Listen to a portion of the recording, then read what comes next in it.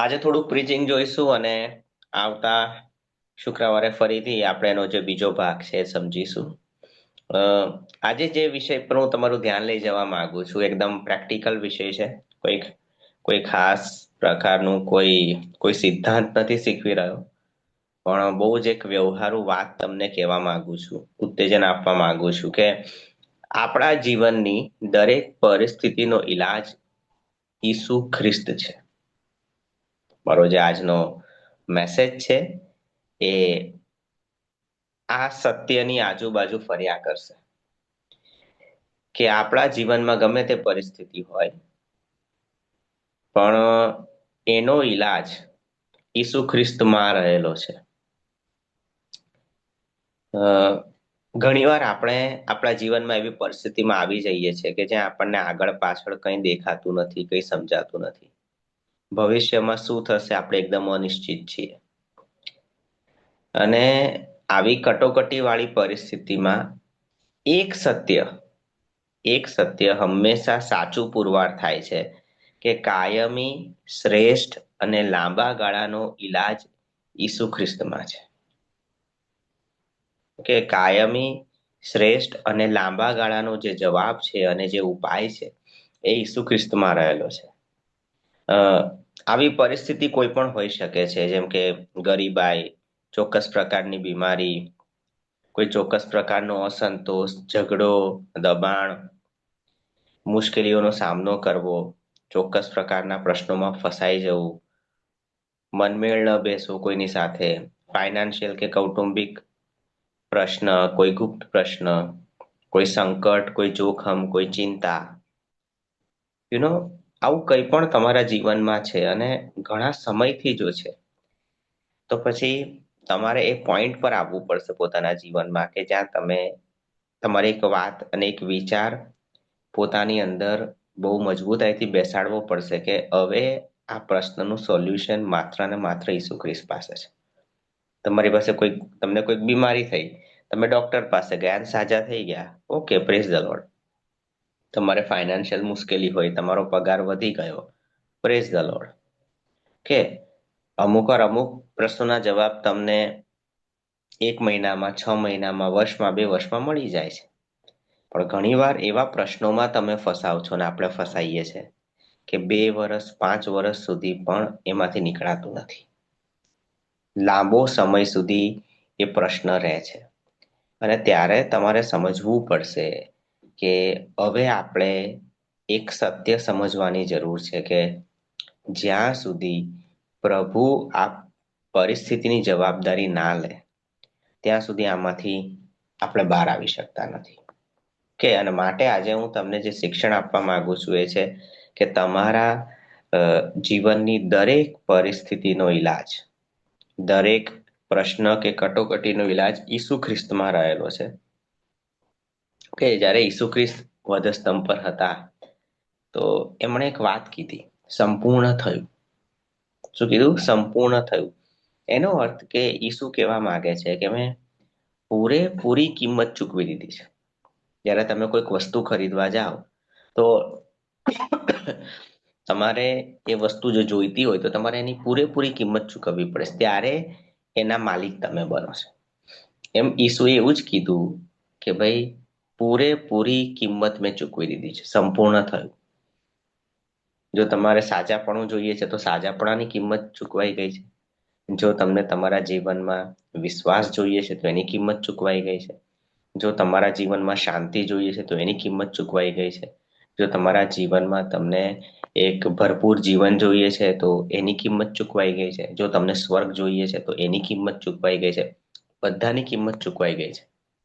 અમે જ્યારે ભણતા હતા ત્યારે અમારા મેડમ અમને એવું કહેતા હતા, જુઓ મેં મારો સિલેબસ પૂરો કરી દીધો છે, હવે તમારે વાંચવાનું છે. અમારા મેડમ એવું કહેતા હતા અમને. શું? કે ભાઈ મેં મારો સિલેબસ પૂરો કરી દીધો છે, હવે તમારે વાંચવાનું છે. ઈસુએ વધસ્તંભ પરથી આવું જ કીધું કે ભાઈ મેં તો સિલેબસ પૂરો કરી દીધો આખો, હવે તમે શું વાંચો છો અને કેટલી મહેનત કરો છો એની પર આધાર છે તમારા કેટલા માર્ક આવશે. સો એ રીતે તમારે ને મારે એક સત્ય સમજવાની જરૂર છે કે ઈસુએ તો આપણા પ્રોબ્લેમ સોલ્વ કરવા માટે જે કરવાનું હતું બધું કરી જ દીધું છે. હવે ઈસુ તરફની કોઈ ભૂમિકા બાકી નથી.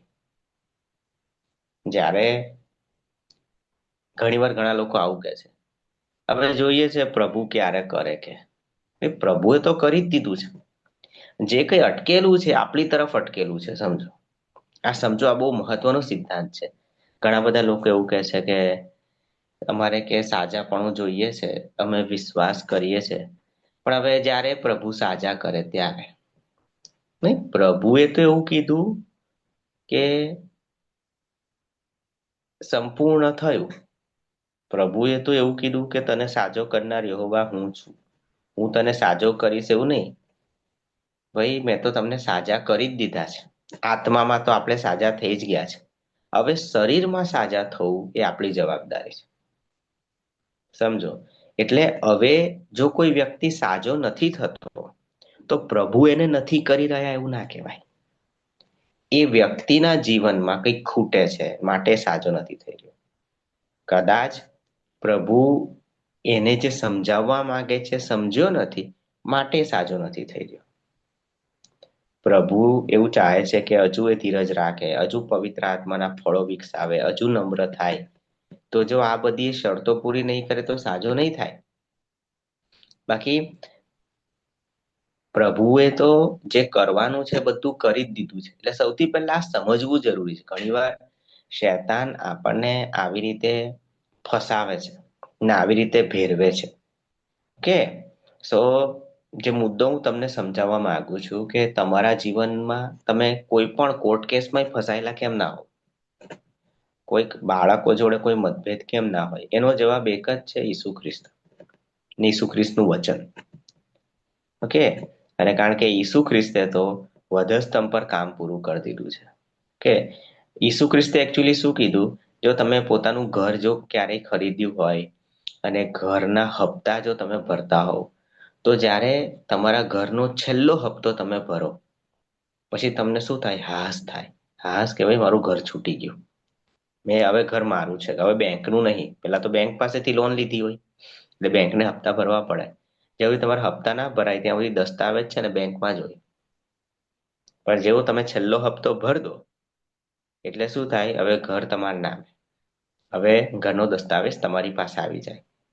તો છેલ્લો હપ્તો ચૂકવાઈ જાય તો તમને શું થાય? એક નિરાંત થાય. ઈસુએ એવું જ કીધું, છેલ્લો હપ્તો મેં ચૂકવી દીધો છે. સંપૂર્ણ થયું એનો અર્થ શું છે? કે દરેક કિંમત મેં ચૂકવી દીધી છે. ઓકે, સો આ વસ્તુ સમજો કે પ્રભુએ તો પોતે કરવાનું કશું બાકી રાખ્યું નથી. હવે જે કરવાનું છે આપણે કરવાનું છે. ઓકે, મેડમ કોર્સ પતાવીને બેસી ગયા. હવે કોઈ ફેલે થાય, કોઈના 50% આવે, કોઈ 100 માંથી 100 લાવે, પહેલો નંબર લાવે. મેડમે પોતાનું કામ પૂરું કર્યું. મેડમે બધાને સરખું જ શીખવ્યું છે. ઓકે, તો સારું, હવે પાછા આપણે મેઇન મુદ્દા પર આવીએ કે જો ઈસુ ખ્રિસ્ત આપણી દરેક પરિસ્થિતિનો જો ઈલાજ છે, દરેક પ્રશ્નનો ઉપાય જો ઈસુ ખ્રિસ્ત છે, તો પછી આપણે આ ઉપાય કેવી રીતે શોધવાનો છે એ મુદ્દો છે. ઈસુ ખ્રિસ્ત તો છે તો સત્ય વાત છે, જનરલ વાત છે. ઈસુ ખ્રિસ્તમાં આપણા સગળા બાબતોના જવાબ છે. આપણે કરવાનું શું છે? કે પહેલો પોઈન્ટ હું તમારી સાથે શેર કરવા માંગુ છું, એ છે સાચી બારીએ જાઓ. જો તમે તમારા પોતાના જીવનમાં કશેક ફસાયા છો અને જો તમે છૂટવા માંગો છો, બહાર આવવા માંગો છો, તો તમારો પહેલો રોલ એ છે કે સાચી બારીએ જઈને તમે પોતાનો પ્રશ્ન જણાવો.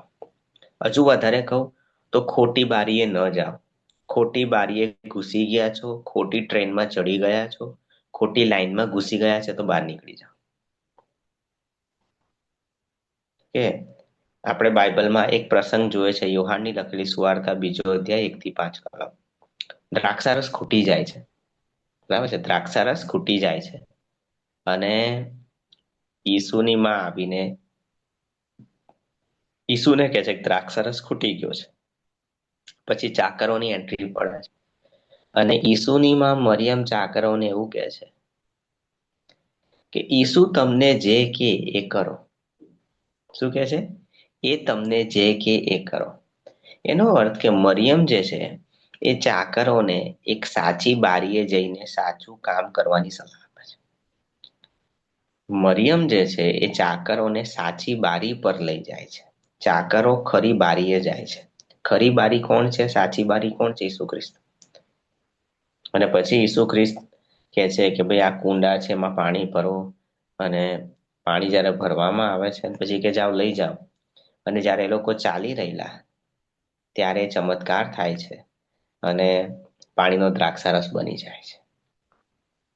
અને પછી આપણે જોઈએ છે કે ભાઈ જ્યારે પાણીનો બનેલો દ્રાક્ષરસ ચાખવામાં આવ્યો તો એ શું કીધું? જે બનાવનાર હતો, જે પેલો અ, જમવાનું બનાવનાર હતો, કારભારી જે મેન હશે, એણે શું કીધું કે ભાઈ પહેલો વખતનો દ્રાક્ષારસ જેટલો સારો હતો, હમણાંનો પણ દ્રાક્ષારસ એટલો જ સારો છે. બાકી પહેલા બહુ સારો દ્રાક્ષારસ મૂકવામાં આવે, પછી ડાયલ્યુટેડ ને થોડો હલકો દ્રાક્ષારસ મૂકવામાં આવે, પણ કે હમણાં સુધી આટલો સરસ દ્રાક્ષારસ જળવાઈ રહ્યો છે. અદ્ભુત વ્યવસ્થા છે. શું સમજાવવા માંગુ છું? જ્યારે ઈસુના હાથમાં પ્રશ્ન ગયો, દ્રાક્ષારસનો પ્રશ્ન, તો દ્રાક્ષારસની ક્વોલિટી જળવાઈ રહી. દ્રાક્ષારસની ક્વોલિટી જ્યારે પહેલા દ્રાક્ષરસ આપતા હતા ને ઈસુએ જે દ્રાક્ષરસ બનાવ્યો હલકો નહોતો, એટલો જ સારો હતો. હું તમને જે પ્રશ્ન, તમને જે પ્રકટીકરણ સમજાવવા માંગુ છું કે જ્યારે આપણે ઈસુ ખ્રિસ્તના હાથમાં પ્રશ્ન મૂકીએ છીએ જવાબ માટે, આપણો મુદ્દો કહીએ છીએ, તો યાદ રાખો કે પ્રભુ તમારી પરિસ્થિતિ બગડવા નહીં દે. શું કરશે? એ પરિસ્થિતિને સારામાં સારી રીતે હેન્ડલ કરશે. અહીંયા આપણે જોઈએ છે કે ઈસુ જે છે એક લગ્ન જમણમાં એક આખા લગ્નની રેપ્યુટેશન, એક પ્રકારની, જાણે આપણે કહીએ કે એક પ્રકારની ઇજ્જત બચાવી લે છે. કારણ કે કોઈ લગ્નમાં જમવાનું ખૂટી જવું એ તો લોકો વર્ષો વર્ષ યાદ રાખે. તમને ખબર છે રોહનભાઈના લગ્નમાં જમવાનું ખૂટી ગયેલું કે? સમજો, મારે નતું ખૂટી ગયું, ખાલી ઉદાહરણ આપું છું. બરાબર છે, પણ એક પોઈન્ટ સમજાવવા માંગુ છું કે લોકો આવી રીતે યાદ રાખે. પણ અહીંયા જ્યારે ઈસુના હાથમાં પ્રશ્ન આવ્યો, ઈસુએ એ ઇજ્જત જવા દીધી નહીં.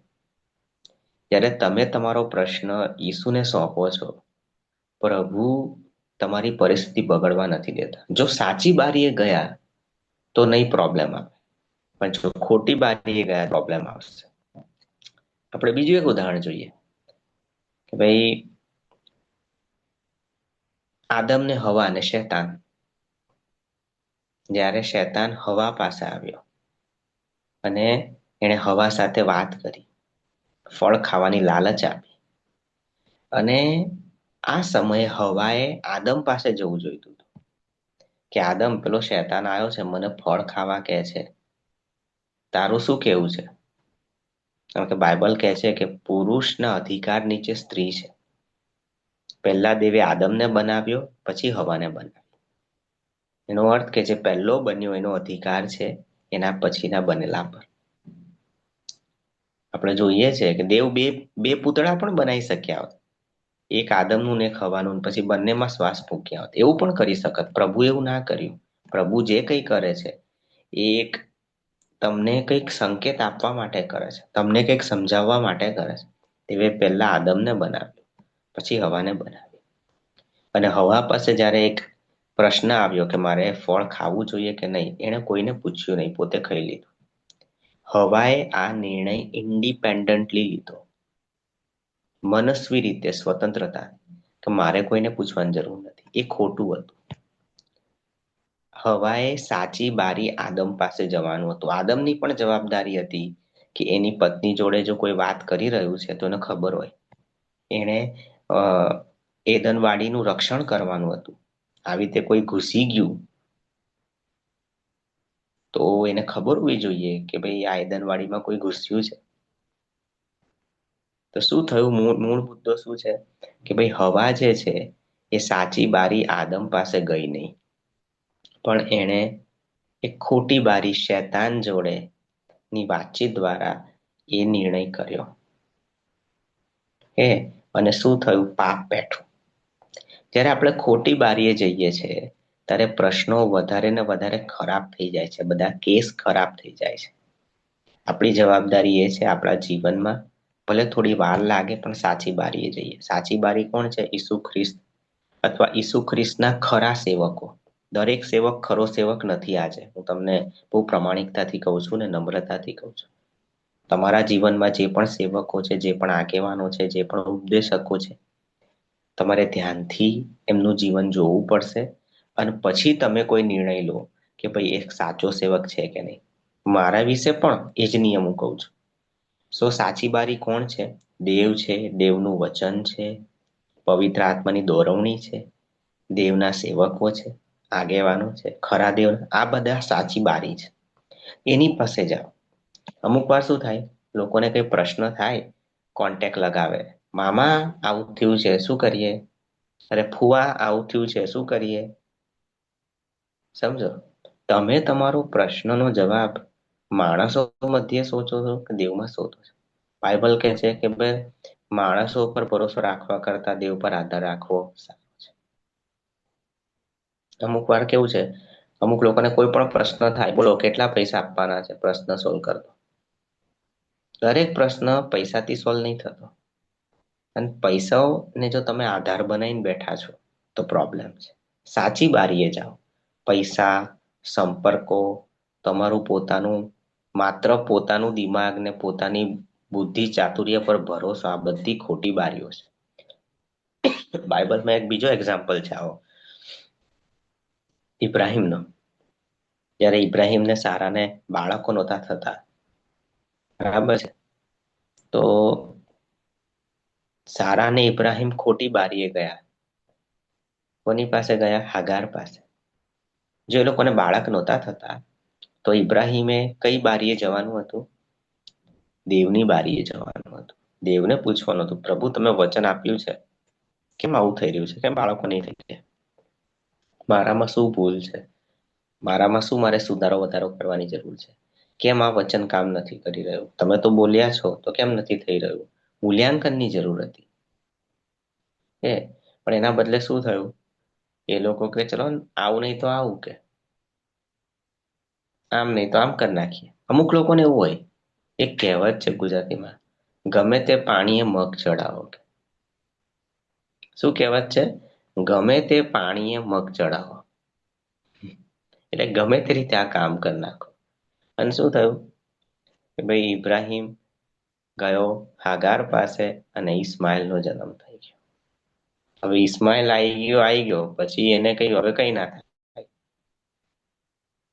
જ્યારે ઇબ્રાહિમ પ્રશ્નોમાં આવ્યો, ઇબ્રાહિમ અને સારાએ એ દેવની બારી પાસે, વચનની બારી પાસે જવાનું હતું. પ્રભુને પૂછવાની હતી, વાત કરવાનું હતું, પણ એ ના થયું અને પરિણામે ખોટો નિર્ણય લેવાઈ ગયો. જુઓ, ઘરમાં જ્યારે ખોટા નિર્ણય થાય છે, પુરુષ જવાબદાર છે. કારણ કે પુરુષને દેવે હેડ બનાવ્યો છે. ઓકે, હવે પત્ની એનું નથી જ માનતી તો પછીની વાત પછી છે.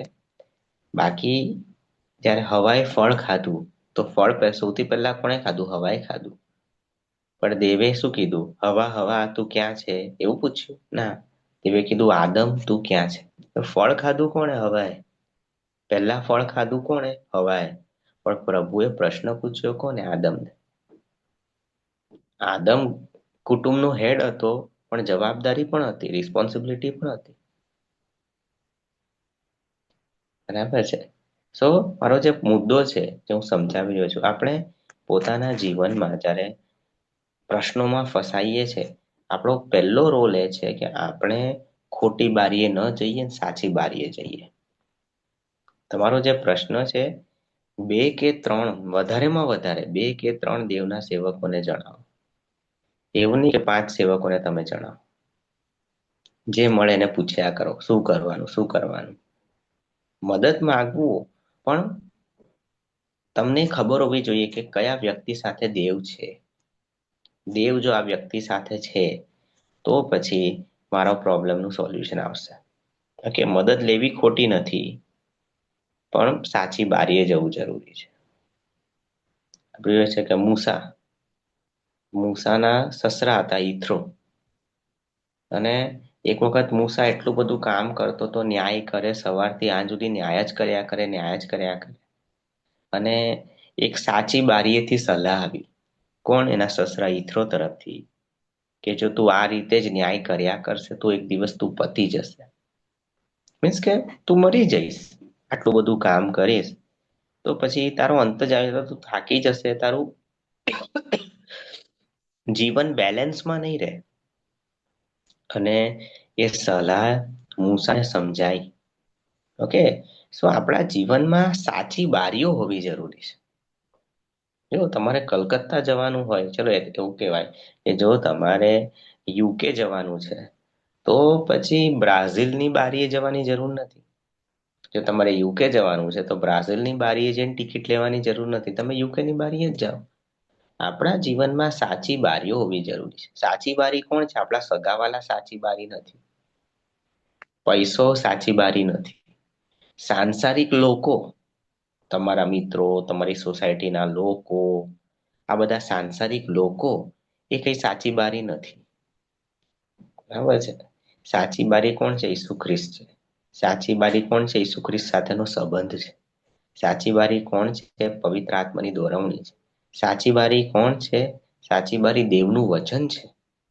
સાચી બારી એ દેવના ખરા સેવકો છે.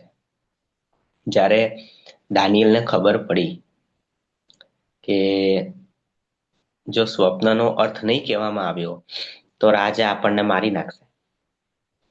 તમે સાંભળ્યું છે ને આ સ્ટોરી, કે રાજાએ તો કહી દીધું મને એક સ્વપ્ન આવ્યું છે ને હું ભૂલી ગયો. ચલો હવે એ સ્વપ્નનો અર્થ તો પછી પેલા એ સ્વપ્ન કયું હતું એ કહો, અને પછી એનો અર્થ કહો. રાજા જબરા હારા, વિચાર કરો. પણ એકચ્યુઅલી રાજા મારા ખ્યાલથી ચાલાક હતો. કેમ? કારણ કે રાજાને સ્વપ્ન આવ્યું પછી મારું માનવું છે કદાચ રાજાને, એટલે એક ખુલાસો એવું કે છે કે રાજાને સ્વપ્ન યાદ જ હતું, ભૂલી નતો ગયો, યાદ જ હતું. પણ એણે એવું કીધું. કેમ? કારણ કે એ સ્વપ્ન જ્યારે એ કહે છે તો કોઈ ગમે તેનો અર્થ સમજાય દે, કોઈ મારી તોડીને ગમે તે અર્થ સમજાય દે. એટલે રાજાએ વિચાર્યું કે હું એવું કહીશ કે હું ભૂલી ગયો છું, સ્વપ્ન છે. હવે તમારી પાસે ખરેખર વિદ્યા છે તો એક કામ કરો, તમે સ્વપ્ન, મને તો ખબર જ છે પણ તમે મને સ્વપ્ન કહો, અને જે મને આ સ્વપ્ન શોધી કાઢશે, મને કયું સ્વપ્ન આવેલું એ જો શોધી કાઢશે તો પછી એક ખુલાસો પણ એનો સાચો જ હશે. બાકી હું સ્વપ્ન તમને કહી દઈશ ને તમને ખુલાસો પૂછીશ તો તમે તો પોતાની મેળે ખબર નહીં મને હું સમજાવશો. પણ એક કામ કરો, મને જે સ્વપ્ન આવ્યું છે તમે જ શોધો, અને એ સ્વપ્ન જ્યારે તમે શોધશો તો જે વ્યક્તિ આવું ખાનગી સ્વપ્ન શોધી શકે છે એનો ખુલાસો પણ સાચો જ હશે. એટલે રાજાએ ચેક કરવા માટે આવું નાખ્યું હોય. આવું આવું મેં ગઈકાલે વાંચતો હતો દાનિયેલનું પુસ્તક, તો જે રેફરન્સ બાઇબલ છે એમાં આવું લખેલું હતું. બરાબર છે.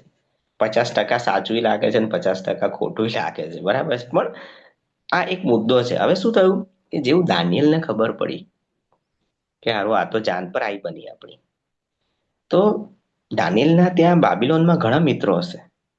દાનિયેલ પોતે બીજા ડાપણવાળા લોકો સાથે હતો, બીજા બુદ્ધિશાળી લોકોનું આખું ગ્રુપ જ હતું, આખી સિન્ડિકેટ હતી, આખું બોર્ડ હતું. કે પણ દાનિયેલ કોની પાસે ગયો? દાનિયેલ 3 લોકો પાસે ગયો, સાદ્રાક, મેશાક ને અબેદનગો પાસે. અને એમને જઈને પોતાનો પ્રશ્ન જણાવ્યો અને કીધું ચલો આપણે પ્રાર્થનામાં બેસીએ, દેવની મદદ માંગીએ અને દેવ આપણને એ સ્વપ્ન દેખાડી દેશે. એણે સાચી બારી પસંદ કરી. ખ્યાલ આવ્યો? એણે ખોટી બારીએ ના ગયો. બરાબર છે. એ કોઈ, એને એવો ના વિચાર કર્યો કે હું ભાગી જાઉં. એણે એવો ના વિચાર કર્યો કે ભાઈ હું ચલો એક કામ કરું, બધા લોકોને બોલાવું અને કે એમના રાજાને કન્વિન્સ કરવા, એની પર મહેનત ના કરી. એમણે માત્ર ને માત્ર 3 લોકો જેનામાં એનો વિશ્વાસ હતો, જે જાણતો હતો કે આ લોકો પ્રભુનો ભય રાખનાર લોકો છે, હું જે સમજદારીમાં છું એ જ સમજદારીમાં આ લોકો છે, એવા 3 લોકો એની પાસે હતા. ને શું થયું? એ લોકોએ એ સ્વપ્ન શોધી કાઢ્યું. હું આ કહેવા માંગુ છું, તમારા જીવનમાં સાચી બારીઓ હોવી જરૂરી છે. તમારા જીવનમાં તમારા સૌથી નજીકનો મિત્ર જે હોય ને એ ખ્રિસ્તી હોવો જરૂરી છે. મારી વાત યાદ રાખજો. અને એ પણ જો તમે સ્ત્રી છે તો સ્ત્રી, અને જો તમે પુરુષ છો તો પુરુષ. અને પરણેલા છો તો ખાસ તમારો સારામાં સારો મારી કોઈ સારામાં મારો સારામાં સારો મિત્ર જે છે પુરુષ છે અને એ ખ્રિસ્તી છે.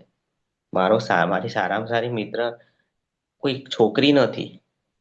સમજો કે તો તમારું કોઈ પણ સારામાં સારું જે ફ્રેન્ડ છે, સૌથી નજીકનું ફ્રેન્ડ એ ખ્રિસ્તી હોવું જોઈએ.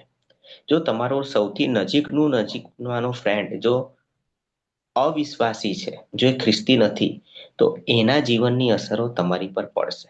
એની વિચારધારાની અસર તમારી પર પડશે અને શૈતાન એનો ઉપયોગ કરી શકે છે. બરાબર, એવું નહીં કે કરશે, કરી શકે છે. બરાબર છે. સો સાચી બારી જે છે, અમુક વાર સારા મિત્રો સાચી બારી બને છે. જ્યારે ઈસુ જઈ રહેલા ત્યારે એક આંધળો ભિખારી હતો બારતીમાય, અને એને સાંભળ્યું, કારણ કે જોઈ તો શકતો નહોતો પણ રોજ ભીખ માંગતો હતો. આપણે કલ્પના કરીએ કટોરો લઈને ભીખ માંગતો હોય, એકાદ સિક્કો પડે ટંગ ટંગ, તો એ દાડે બહુ સિક્કા પડવા માંડ્યા, ટંગ ટંગ ટંગ ટંગ, એટલે લાગ્યું હારું કે આ તો અહીંયાથી કોઈ જાય છે. કારણ કે આંધળા વ્યક્તિને ખબર કેમ નહીં પડવાની કે ટોળું જાય છે. વધારે ભીખ મળતી હોય, કટોરામાં સિક્કા પડતા હોય તો જ થાય ને એને ખબર. ને શું થયું, એને ખબર પડી ઈસુ ખ્રિસ્ત જાય છે. એને જોરથી બૂમ પાડી, ઓ દાઉદના દીકરા મને સહાય કર. ત્યાં લખેલું છે કે એની આજુબાજુ જે લોકો ભીખ માંગતા હતા અને બધા બેઠેલા હતા, એ લોકો એને ધમકાવ્યો, એ કેમ બૂમ પાડે છે, કેમ આવું થયું? કારણ કે એ લોકો પ્રભુને ઓળખનારા લોકો નહોતા. ત્યારે તમે પ્રભુને બૂમ પાડશો પોતાના જીવનમાં, જે લોકો પ્રભુને ઓળખતા નથી એ લોકો કહે છે હું પ્રભુ પાસે જાય છે, અરે હું પ્રભુ કરી લેવાના, પ્રભુ બધા પાસે છે જ ને, તોય પ્રશ્નો નહીં હોતા. સમજો, આ વ્યક્તિએ ઈસુને બૂમ પાડી, બરાબર છે, પણ બીજા એની સાથેના લોકોએ એને ધમકાવ્યો અને રોક્યો, એમ એને અટકાવ્યો, નહીં બૂમ પાડવાની. એમને હો સારું એવું થયું હશે, સારું આ હાજો થઈ ગયો ને આપણે આંધળા રહી ગયા તો. ખ્યાલ આવે છે? બીજા ભિખારીઓને કેવું થાય ને કે ભાઈ પેલો દેખતો થઈ ગયો ને આપણે રહી ગયા તો, એટલે કે ના ના ના ના, તું બૂમ ના પાડ, કે આપણે બધા આંધળા રહીએ. અમુક લોકોને એવું હોય આપણે બધા જ આંધળા રહેવા જોઈએ. આ એવું જ હતું. બરાબર છે. એની આજુબાજુ ખોટી બારીઓ હતી, પણ એ ખોટી બારી પાસેથી એ ભાગી ગયો. અને શું થયું, એને ઈસુને પહેલી વાર તો ઈસુએ ના સાંભળ્યું, પછી લાગ્યું એને વધતી બૂમ પાડી. ઘણી વાર તમારે એક વાર કરતા વધારે પ્રાર્થનાઓ કરવી પડશે, એક વાર કરતા વધારે ઉપવાસો કરવા પડશે. પ્રભુ નહીં સાંભળતા એવું નહીં કહેતું, પણ પ્રભુ ચાહે છે કે તમે વધારે મહેનત કરો.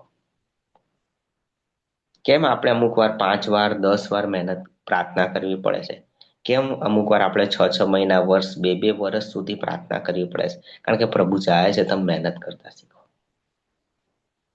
ખ્યાલ આવે છે? પ્રભુ ચાહે છે તમે મહેનત કરતા શીખો. અને આજુબાજુ જે પેલી ખોટી બારીઓ હતી એને ખસેડીને એ ઊભો થઈ ગયો અને એની આંખો સાજી થઈ. ખોટી બારીઓ તમને ઈસુ પાસે જતા રોકશે. એટલે જ શેતાને તમારી આજુબાજુ ખોટી બારીઓ મૂકી હશે. તો દાનિયેલના 3 મિત્રો હતા જે પ્રભુને ઓળખનારા હતા, અને દાનિયેલના જીવનમાં પ્રશ્નો આવ્યો, એના મિત્રો દ્વારા પ્રશ્નો સોલ્વ પણ થયો, મિત્રો પણ એમાં ભાગરૂપ હતા. અને જ્યારે દાનિયેલને પ્રમોશન મળ્યું અને સારો હોદ્દો મળ્યો, તો એણે પેલા 3 જણની પણ વાત કરીને રાજાએ એમને પણ સારો હોદ્દો આપ્યો. એની સામે ભારતીમાં જે ભિખારી હતો, એના મિત્રો જે હતા એ સાંસારિક જ હતા, પ્રોફેશનલ, બધા સાથે ભીખ માગનારા એવા હશે. એ લોકોએ એને ઈસુ પાસે જતા રોક્યો, સાચી બારીએ જતા રોક્યો. કે પહેલો મુદ્દો જ આજે હું સમજાવું છું, વધારે હું ચર્ચા જ નહીં કરવા માંગતો, બરાબર, મારું ગળું પણ સ્ટ્રગલ કરે છે. તમારા જીવનની દરેક પરિસ્થિતિનો ઈલાજ ઈસુ ખ્રિસ્ત છે, બરાબર, એ આપણો વિષય છે. અને પહેલો મુદ્દો એ છે કે જો તમે તમારા જીવનમાં સોલ્યુશન લાવવા માંગો છો, પહેલો મુદ્દો એ છે સાચી બારીએ જાઓ, ખોટી બારીએ ના જાઓ. તમારા જીવનમાં ખોટી બારીઓ કઈ છે ઓળખી કાઢો અને બંધ કરી દો. સાચી બારી છે ને ખોલો, તમારો પ્રોબ્લેમ સોલ્વ થવા માંડશે. ઓકે, બાકીનો પ્રોબ્લેમ સોલ્વ કરવો હોય તો આવતા ગુરુવાર પાછા શુક્રવાર પાછા આપણે મળીશું. બરાબર, ચલો એક ટૂંકી પ્રાર્થના કરીએ. આજે હું પર્સનલ પ્રેયર નહીં કરાવું, બરાબર, આજનો દિવસ પર્સનલ પ્રેયર નહીં કરાવું. હું આ પ્રાર્થના કરાવીને પછી હું લીવ કરું છું. મારે કાલે સવારે બહાર જવાનું છે. ઓકે, અને આપણે કોમન પ્રાર્થના કરી લઈએ. Okay, hallelujah. પ્રભુ પિતા, તમારી પાસે આવીએ છીએ, તમારો આભાર માનીએ છીએ. મારી ખાસ પ્રાર્થના છે પ્રભુ, અમારા પ્રશ્નોના જવાબ માટે અમને સાચી બારી તરફ આવવાની કૃપા આપો, મદદ કરો. અમને ઓળખવા મદદ કરો કે અમારા જીવનમાં ખોટી બારીઓ ક્યાં છે ને કઈ છે. અને જે ખોટી બારીઓ પ્રભુ અમને તમારી નજીક આવતા રોકે છે, ખોટી બારીઓને બંધ કરવાની પણ અમને હિંમત અને નિર્ણય શક્તિ પૂરી પાડો. પ્રભુ, જેમ દાનિયેલના જીવનમાં કામ થયું એમ અમારા જીવનમાં કામ થાય અને સાચી બારીએ આવવું અમારા માટે આશીર્વાદનું કારણ બને, એવું થવા દેજો. આ સમય સગડા પોતાની જાતોને તમારા હાથમાં મૂકીએ છીએ. પ્રભુ ઈસુ તમારા નામમાં માંગીએ છીએ. આમેન.